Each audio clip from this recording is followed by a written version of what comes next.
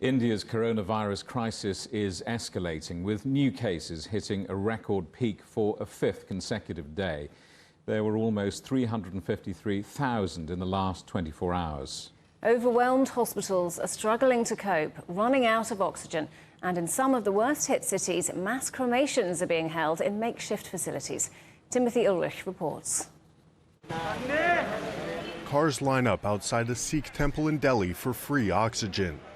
What was a place of sanctuary is now a last line of defense for patients suffering from severe symptoms. We are trying to save the life of all these people who are disagreed, and their all relatives are not accepted by hospitals, from government hospitals also and private hospitals, denied to admit them. Those patients are coming to this Gurdwara, and we are trying to save their life. Oxygen has been in short supply amid the country's latest surge. It sent India scrambling to search for more. Elsewhere, another shortage, places to cremate bodies. It's meant leaving the pyres burning full-time and constructing more. A lot of bodies are coming. There's no space inside the crematorium.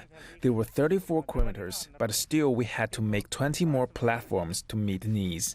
Vaccines have also been in short supply, a problem challenging the rollout of doses in a country known as the world's pharmacy. Several nations have pledged aid for India over the past week. The latest, the U.S., which said Sunday it will partially lift a ban on the export of raw materials needed in the manufacturing of vaccines, as well as sending equipment. Health experts are questioning how India has been so underprepared for this wave.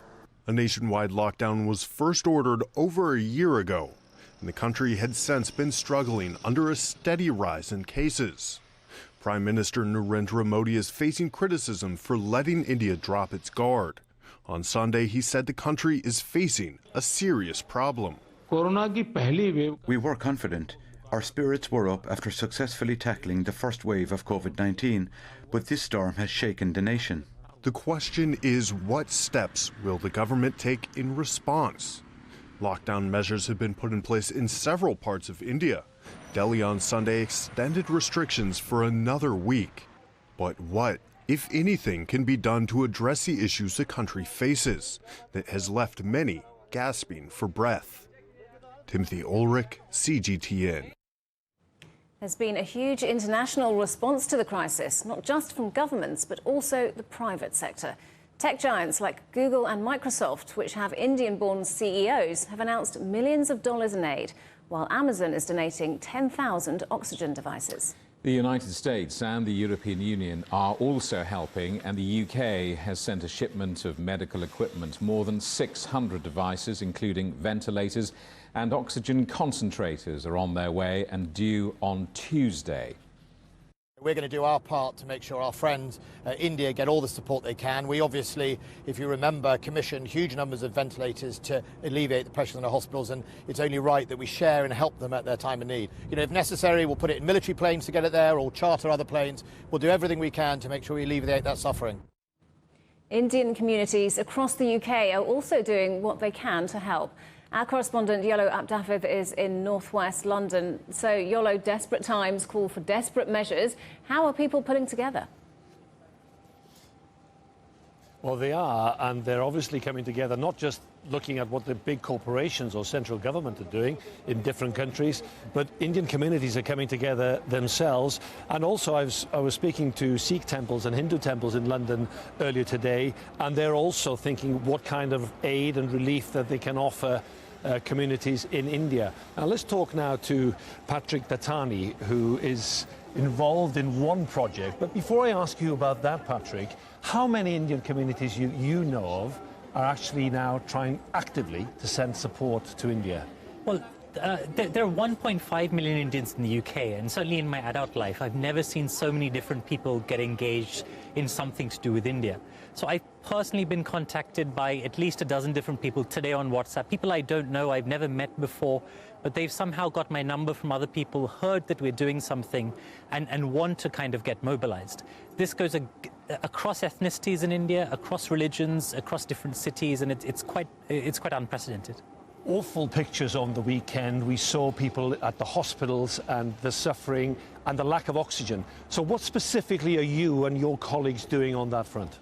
So as part of Bridge India, we're a registered charity, we're about 2 years old. The talk on our members' WhatsApp group has been almost exclusively about oxygen machines. So these are small machines that have face masks and can help you breathe much more easily, whether it's at home or it's in a hospital. So we've so far bought 6 of these. We physically have them right now, and we're looking to send them to 3 locations in India. All these locations are places where our members are present, so we know exactly where they're going to go on the ground, and we can check. And that's important, isn't it? Because what happens with central government, everything goes centrally, so maybe things would go to Delhi or Mumbai. So you're looking at smaller, possibly more remote towns? Absolutely. Delhi and Bangalore and Mumbai certainly have a huge COVID crisis, but because India's media is there and the world's media is there, it means they get a lot more focus. Smaller cities like Patna and the city of Bihar, where some of our members are from, they have really personal, heartfelt stories of, forget COVID, there are no tests happening. There's massive underreporting of COVID cases. There are no ICU beds available. And that's where we'd like to make the most difference. Because the lack of equipment is one thing, but what about a lack of knowledge in terms of how COVID is transmitted and actually how dangerous it is for people if they don't socially distance from each other? And some of the pictures we saw, even in the major towns and cities, shows that people don't really realize how this virus has been shared.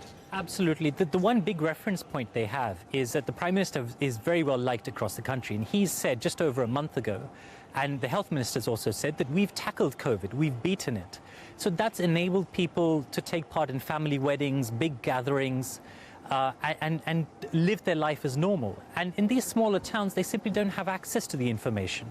So if there's a COVID wave, they won't necessarily know it's COVID that's hit them. Good luck to you and your group with sending the equipment over to India. Thank you very much indeed. And there are, in many Indian communities, people now coming together to try and send precisely what's needed as soon as they can. Back to you. Yolo up, David. Thanks very much.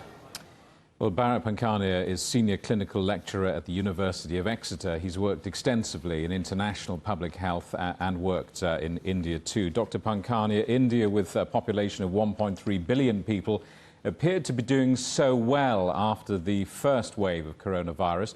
Where did it all go so wrong? It's such a tragic story, and it shows to us clearly that if you disobey the biology of the virus, things go wrong. So as your previous presenters and reporters have said, India dropped its guard. India did very well with its national lockdown, and thereafter it gave the signals, the very incorrect signals, that we, the Indians, have conquered the virus. It's such a tragedy, because once you start mixing with other humans, weddings, political rallies, cricket games, transport, etc., that virus has seeded into the population, and the case numbers will keep on rising until they have a good, sustained lockdown to bring the cases down and keep them down. Was there one particular factor here? I mean, in the UK, we're having the reports of no lockdowns or lockdowns not being enforced, large religious gatherings continuing, government competence. In your experience and from your contacts, which of those, or is it a combination of all? Oh, it's very much a combination of all and more. There has been mixed messaging and bravado messages like India has conquered it, and therefore a lot of people rely on just single sources of information, often fake news, and they dropped their guard. Furthermore, they were also encouraged to go back to keep the economy propelling upwards, and the rest is history, I'm afraid. As well as we know, political rallies were allowed, large weddings were allowed, and all of those things put together equals this large surge now. India's tragedy today, its heartbreak, is terrible to watch, but of course it is the international community's sorrow tomorrow. India is a big producer of AstraZeneca, other vaccines. How worried should the international community be when it comes to the manufacturing and reliable distribution of vaccines? It's a big concern, and I have been saying for a long time now that we need the world leaders to come to the table and agree on suspending or amending the patents on the manufacture of these vaccines. What we need are additional regional plants all over the world to make additional vaccine capacity and immunize at pace. We cannot rely on any one country producing most of the vaccines to immunize the rest of the world. India is doing a great job in producing the vaccines, but we need other countries and other places to be enabled to make the vaccines as well. I think Moscow is expecting 50 million doses of Sputnik vaccine to be made each month in India this summer, and has obviously expressed concern. And we kind of know the worry about that, don't we? We understand what that means. Indeed, and this is a clear example of when you, push your production to another place and that weakest link breaks, you have a consequence. So all the more reasons to say we need many more plants so that if one plant or one country goes down, at least the other plants can keep on making vaccines for the rest of the world. No one is well until everyone is well, and that is what the strategy should have been and should be. Bala Pankania, thank you very much indeed for talking to us.